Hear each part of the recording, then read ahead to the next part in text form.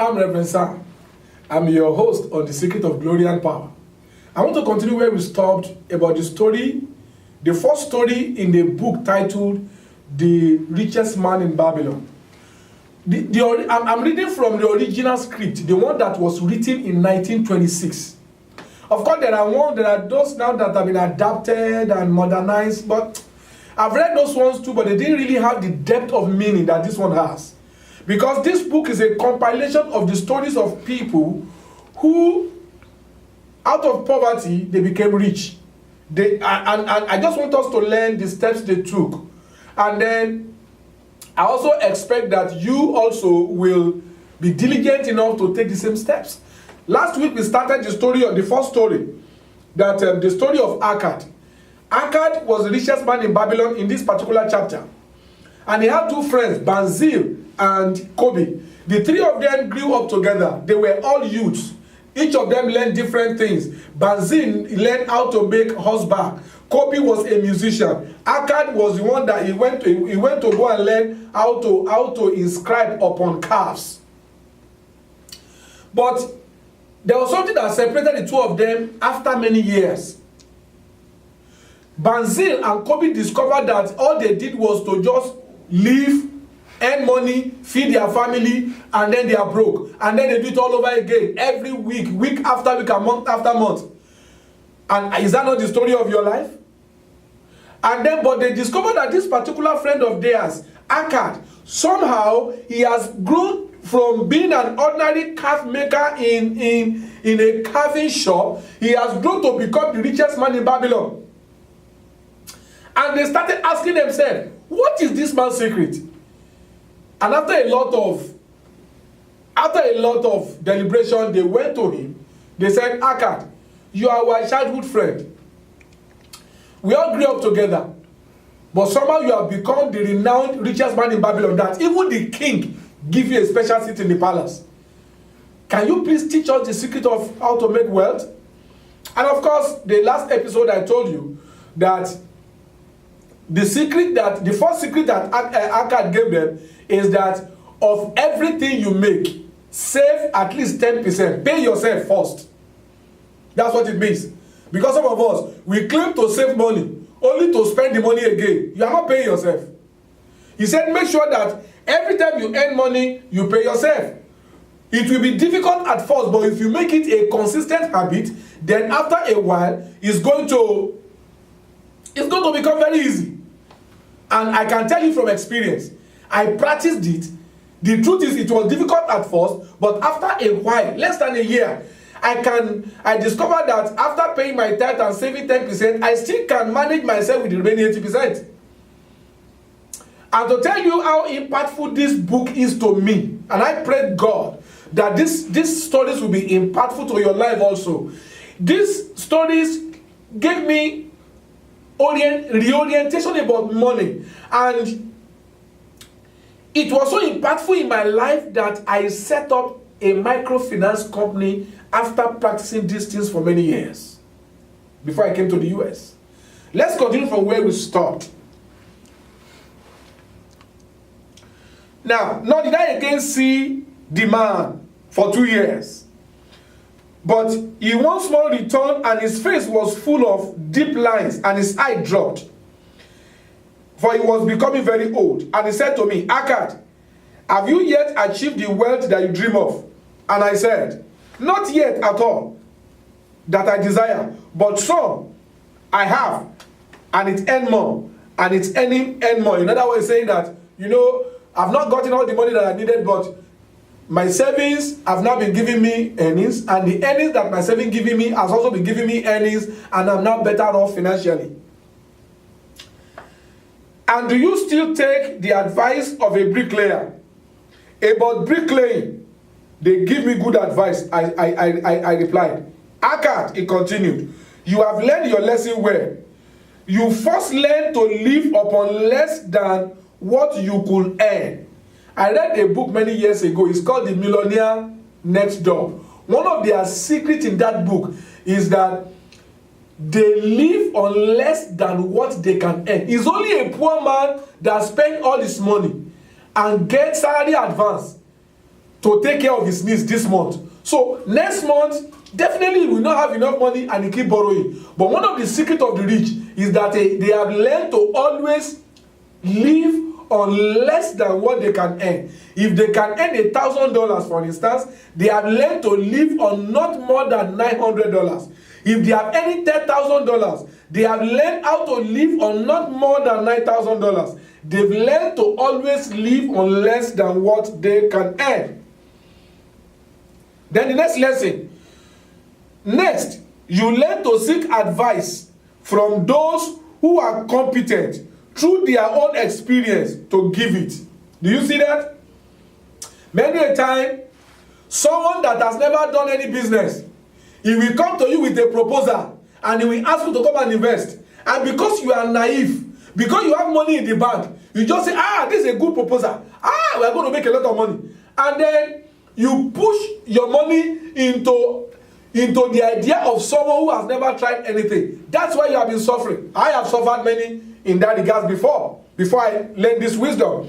So, but this man, Algami, he taught Akkad that you don't give your money to someone who is not experienced in a business. You don't receive advice about a particular thing from someone who has never succeeded in that area. I had one man said recently, he said, Archbishop Idahosa, he said, the only person that is competent to give you counsel and you listen is the man that has done more than once what you are trying to do and he has succeeded at doing it. If the man has not had result, he doesn't have the wisdom to give you. That's what the man is saying. Now,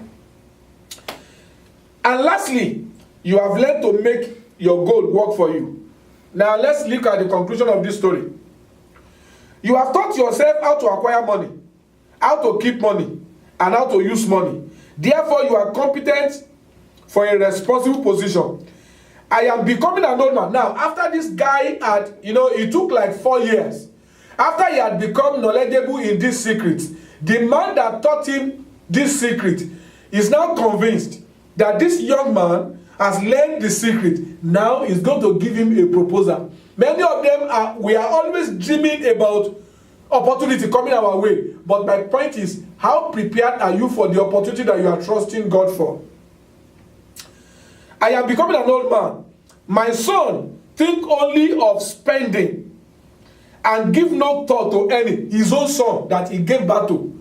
All that one is doing is just spending money, buying car, changing phones. He didn't put his heart to learning how to make money.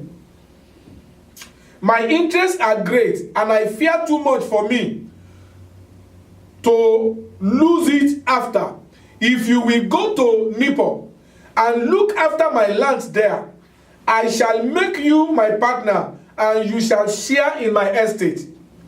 So I went to Nippon and took charge of his holdings, which were very large. And because I was full of ambition, and because I had mastered the 3 laws of successfully handling wealth, I was able to increase greatly the value of his properties. So I prospered much. And when the spirit of Algamish departed from the space of darkness, I did share in his estate as he had arranged under the law. So spake Assad. And when he had finished his tale, one of his friends said, you are indeed fortunate that Algamish made of you an heir. Fortunate only in that I had the desire to prosper before I met him. For 4 years, did I not prove my definiteness of purpose by keeping 1/10 of all I earn? Will you call a fisherman lucky, who for years so studied the habit of the fish, that with each changing wind he could cast his net about them? Opportunity is like a goddess who wastes no time with those who are not prepared. You had strong willpower to keep on after you lost your first year's earning. You are unusual in the way, spake up another. Willpower? Retorted Akkad. What nonsense. Do you think willpower gives a man the strength to lift a body the camel cannot carry, or draw a load of oxen cannot budge? Willpower is his body unflinching purpose to carry a task you set for yourself to fulfillment.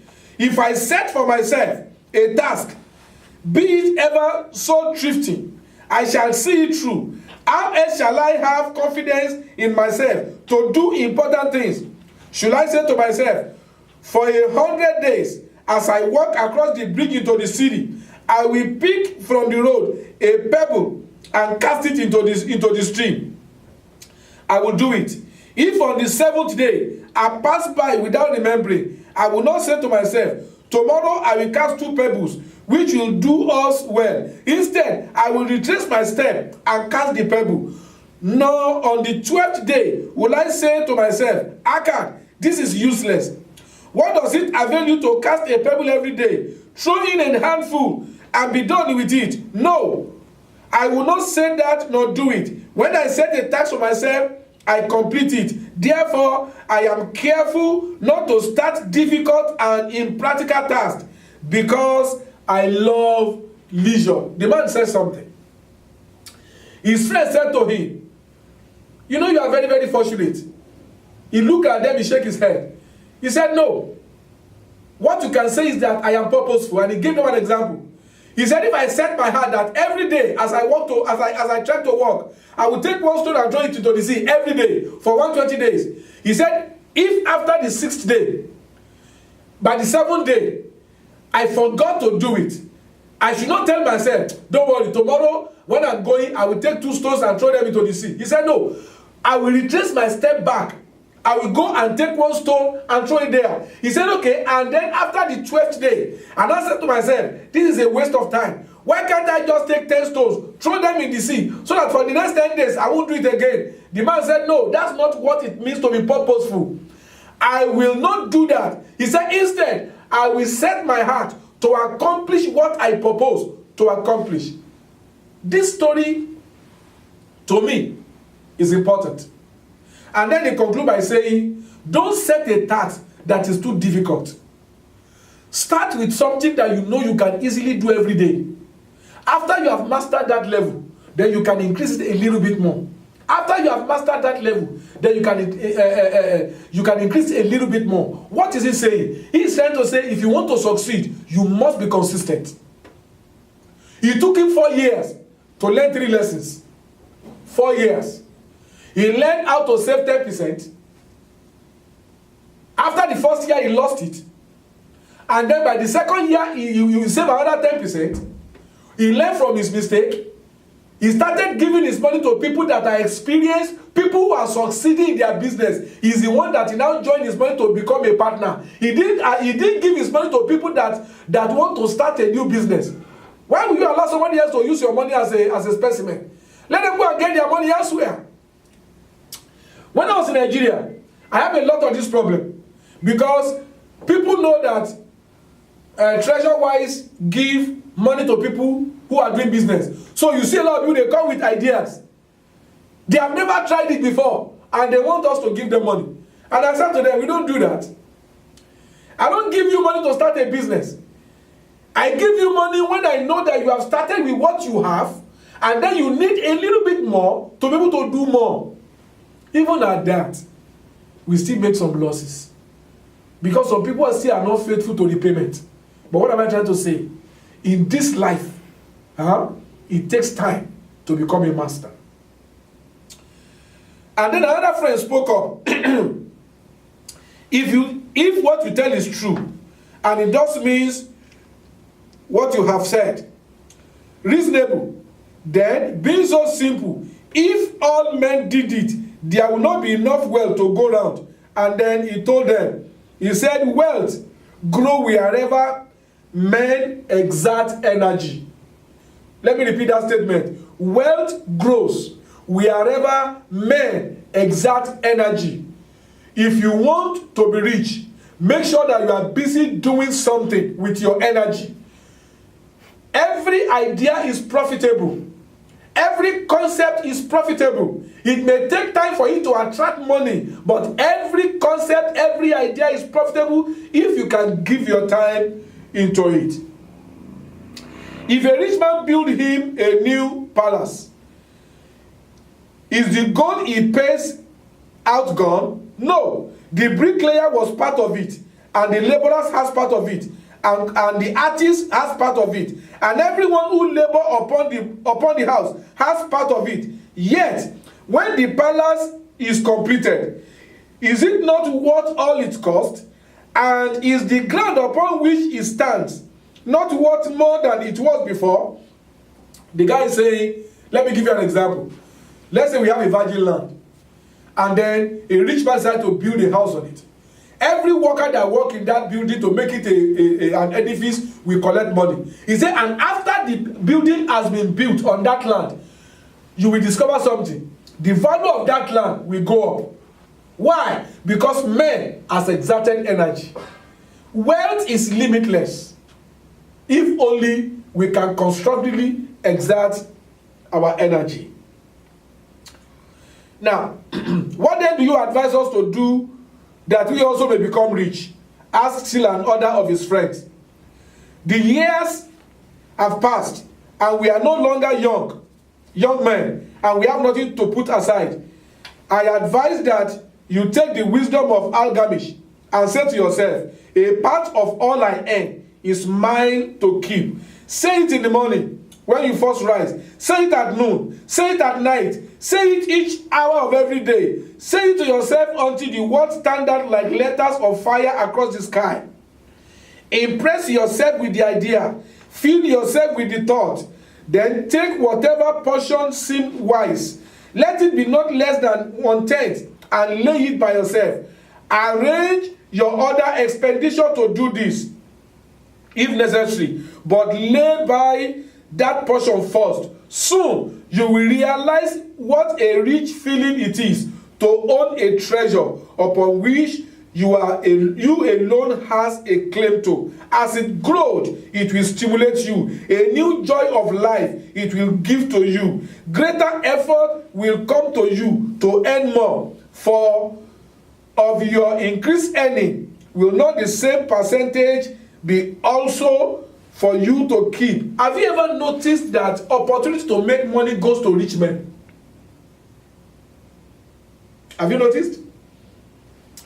Rich men, they stay at home and they receive so many calls of contracts, opportunities to make money. Why? Because this life, the way God designed it, Jesus told us that he that has more shall be given, that he may have abundantly. But he that does not have, even what he think he has shall be taken from him. Now, I sat down and I thought over this scripture many years ago, and I said to myself, the worst place to be is to be among those who do not have. And but man of God, what do? I don't have anything. That's exactly what I'm saying.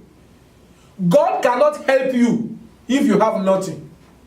Let me give you some stories in the Bible before I close this episode.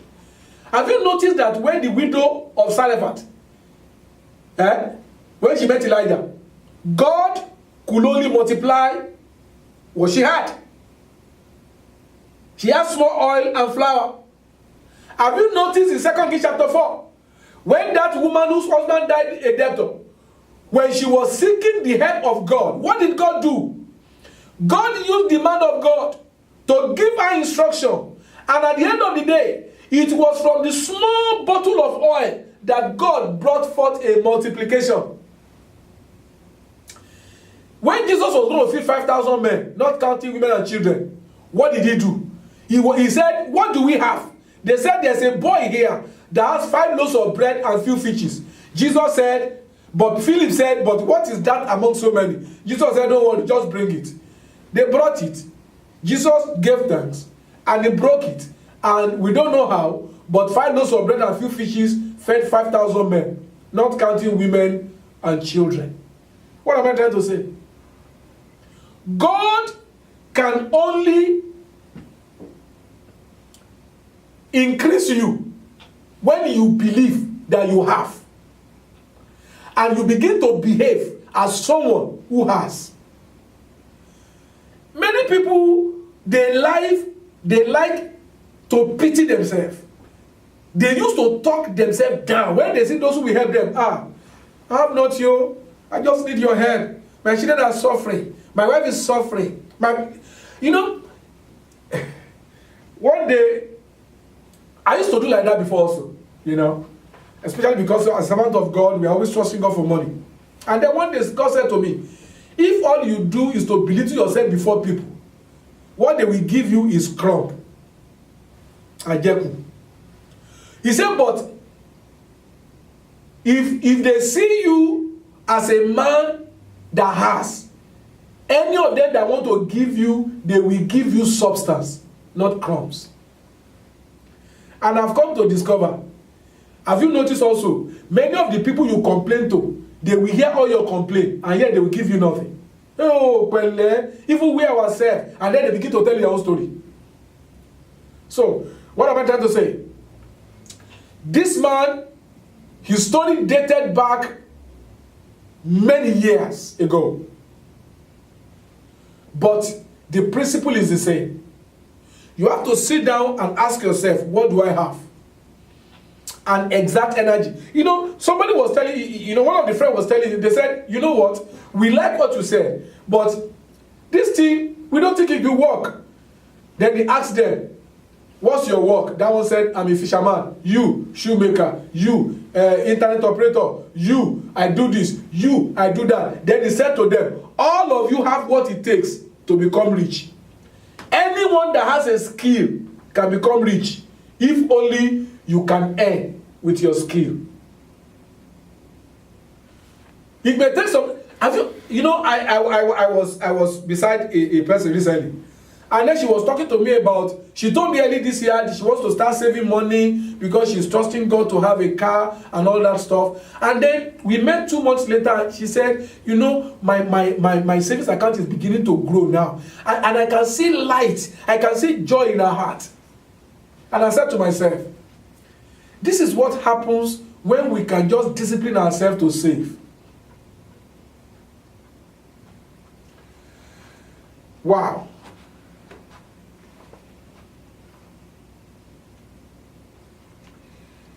Ensure an income for your future. Look down at the agent and forget not that in the days to come, you are going to be one of the agents.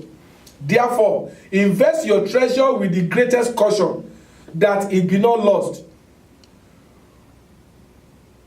Unbelievable rates of return are deceitful. Sirens that sink but to lure the unwavering upon the rock of loss and remorse. That thing, as some of us that love internet stuff, they tell you 40% in 1 day, 100% in 2 days, and then we put a lot of money, and I lost a lot of money. If it sounds too good to be true, then maybe it is. And especially when you come from poverty, you want to get out of it quickly. But the truth is, the road out of poverty is one step at a time. It's not something you can just jump in 1 year. Haven't you noticed that many of those who win lottery, research has shown that over 98% of them, they go back to poverty in less than 10 years. You know why? Because it's not just making money. It's not just having money. The greater skill is for you to learn how to use your money to make more money. You have to develop that habit. You have to develop the character. You have to develop the mindset. And let me say this before I close today. If you don't put God first, I can assure you that this principle will work. Because everything starts with God and ends with God. You have to be paying your tithe to your church. You have to be giving to the poor. Servants of God that are blessing your life, reach out to them. It's not how much. Just reach out to them consistently. I had one woman in United Kingdom, one of my deaconess that is there. She used to send money into my Naira account every month. At first, she started with 5,000 every month. That doesn't look like much. But you see, it's not the money. And later she started, they increased to 10,000. Now the point is this. And I told her, I said, listen, that thing that you are doing, it will pay off for one day. But one thing I discovered is this. Every time she called me and said, Daddy, I just sent money to your account. As soon as I hear her voice, and I'm serious about this, and I said, let us pray, God will open my eyes. I will see something. It's either I see what the enemy is doing, or I see what she's trying to do that she has not achieved, or I see what is going on with her life. And I said to myself, why is it that every time I pray with this person, God always opened my eye? And the Holy Ghost said to me, because she is sown into the anointing, she is qualified to reap from the anointing. And God said, I am the Lord that give you power to get wealth. You tap into that power when you are faithful to God. And if you have not given your life to Jesus, you need to give your life to Jesus. You need to become a child of God. You can call the number on the screen, then I will talk to you more about how to become a child of God. And then you have to find a Bible-believing church and start attending, so that you can start learning how to walk and live as a child of God. And that is the basic truth. Now, this is the first story. The first story in a series of stories in this book. It is the story of Akkad. And I don't want you to forget, 3 friends who grew up together. Each of them learned a trade. Why 2 of them just learn trade and work and just earn money and get married and have children?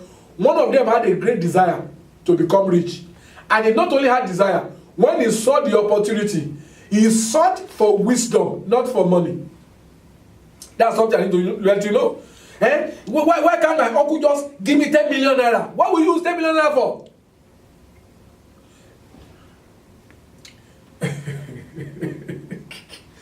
I was talking to somebody one time.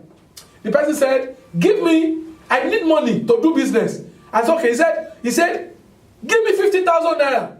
I said, okay, go and write out what you want to use the money for. In fact, I sat him down and then I said, what do you want the money for? And he began to talk and I began to write and began to put amount.